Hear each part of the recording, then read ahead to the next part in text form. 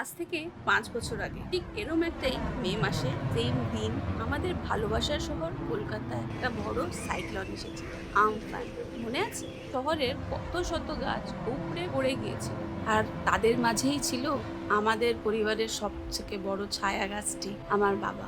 সেই সাইক্লোনে অনেকদের অনেক ক্ষতি হয়েছিল, আর আমাদের জীবনের সব থেকে বড় ক্ষতি হয়েছিল।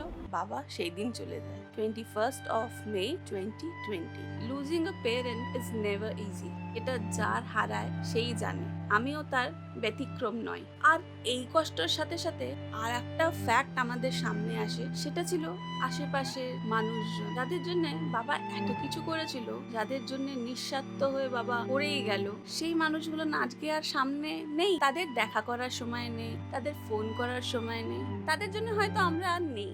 এই ব্যাপারটা আমি না কিছুতেই মেনে নিতে পারছিলাম না। আর নিজের মধ্যেই শুরু হলো একটা ঝড়। Truth was difficult to digest. আশেপাশের লোকের পাল্টে যাওয়া, ইয়া বাবা চলে যাওয়ার পরে জীবনে যে চেঞ্জেস আসা, তখন থেকে বই পড়া শুরু করলাম। প্রায় 5 বছর লেগে গেল এই পুরো ব্যাপারটাকে একসেপ্ট করতে।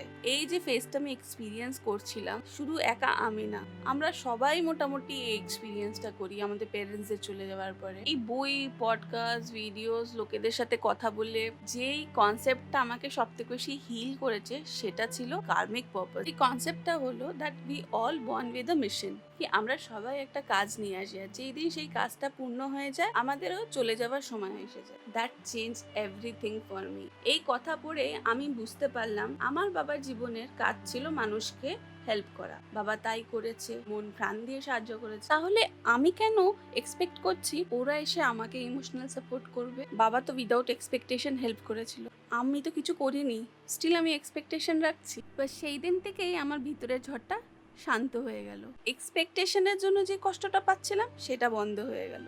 বলে যাদেরকে নিয়ে আমি ভাবছিলাম, ওদেরকে আবার ফোন করে আমি কথা টথা বলা স্টার্ট করিনি, কারণ হয়তো এটা ওদের কার্মিক টাস্ক ছিল কি আমার জীবনে এই চেঞ্জেসটা আনা। তাই আমার জার্নি তাদের টাস্ক কমপ্লিট, আর তাদের জার্নিটাও কমপ্লিট। নাও আই রিয়েলাইজ বাবা নিজের পারপাস ফুলফিল করেছে, চলে গেছে, অনেকদের লাইফ বেটার করেছে, অনেকদের লাইফে স্মাইল এনেছে। আর যেদিন বাবার মিশন কমপ্লিট হয়েছে, বাবা চলে গেছে, আমাদের সবার একদিন শেষ হবে, এটাই fact. What matters is legacy we live behind. বাবা আমাদের মাঝে ফিজিক্যালি অ্যাভেলেবল নেই, বাট বাবার ভ্যালিউজ, বাবার নাম, বাবার শিক্ষা সবকিছুই আমাদের চারিপাশে ছড়িয়ে আছে। আমি আর ভাই হয়তো বাবার 5% এখনো কিছু করে উঠতে পারিনি, কিন্তু বাবার নামটা বেশ প্রাউডলি আমরা নিই, আর দুজনেই নিজের দিক দিয়ে ট্রাই করি কি বাবার লেগেসিটা আমরা বাঁচিয়ে রাখতে পারি।